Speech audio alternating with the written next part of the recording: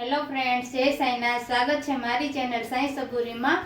આજે આપણે બનાવશું ભીંડા બટેટાનું શાક. તો ફ્રેન્ડ્સ, આપણું તેલ ગરમ થઈ ગયું. પછી આપણે જીરું નાખ્યું છે અને બટેટા નાખી દીધા છે. ઘણીવાર બટેટા કાચા રહી જતા હોય અને ભીંડો ચડી જતો હોય, તો આપણે પહેલાં બટેટા તેલમાં સાતડી લેવાના છે. સરસ આમાં નિમક કે આપણે કાંઈ નાખવાનું નથી અને સરસ આમાં તેલમાં જ પહેલાં ચડવા દેવાના છે. તો ફ્રેન્ડ્સ, આપણે ગોલ્ડન થઈ ગયા છે, થોડાક ચડી ગયા છે. હવે આપણે હિંગ નાખશું અને હળદર નાખી દેશું અને થોડું મિક્સ કરી લેશું. હવે આપણે તેમાં ભીંડો નાખી દેશું. ભીંડાને આપણે આમાં તેલમાં ફેરવવા કરવાનો છે.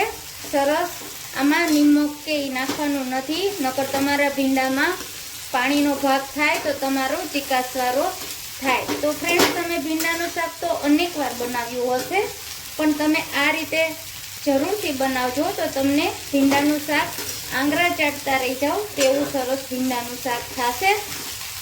અને આને હવે આપણે ઢાંકી દેશું અને થોડી વારે ફેરવા કરશું.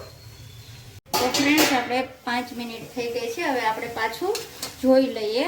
તો આપણે આને 2-3 મિનિટે ફેરવવા જ કરવાનું છે અને આમાં તેલનું પ્રમાણ થોડુંક વધુ લેવાનું છે. અને તમે આ તાવીથી ફેરવશો તો તમને ઈઝી પડશે થોડું. અને હવે આપણે એમાં નિમક નાખી દેશું. થોડો ચડી ગયો છે પછી જ નિમક નાખવાનું છે. અને હવે લીંબુ નાખી દેશું. થોડુંક લીંબુ નાખીએ એટલે આમાં થોડી ચીકાશ હજી હોય તે બધી દૂર થઈ જાય. અને પછી આમાં થોડું ફેરવવા કરવાનું છે. હજી આ ચડી જાય ત્યાં સુધી આપણે ફેરવવાનું છે અને પાછું ઢાંકી દેશું. તો ફ્રેન્ડ્સ, આપણે પાછું જોઈ લેશું. હવે આપણી બધી ચીકાશ બળી ગઈ છે, સરસ છૂટું શાક થઈ ગયું છે. હવે આપણે આમાં મસાલા કરી લેશું. તો મસાલામાં આપણે આદુ લસણ મરચાંની પેસ્ટ નાખશું અને લાલ મરચું નાખશું, ધાણા જીરું પાવડર નાખશું, જેથી મસાલા આપણા બળી ના જાય.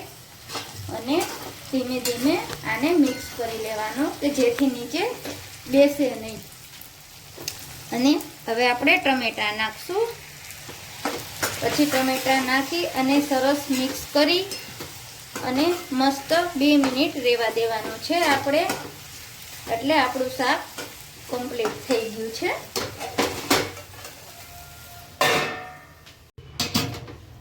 ફ્રેન્ડ્સ, આપણે જોઈ લઈએ તો આપણું શાક મસ્ત મિક્સ થઈ ગયું છે, સરસ મસાલા અને બધું.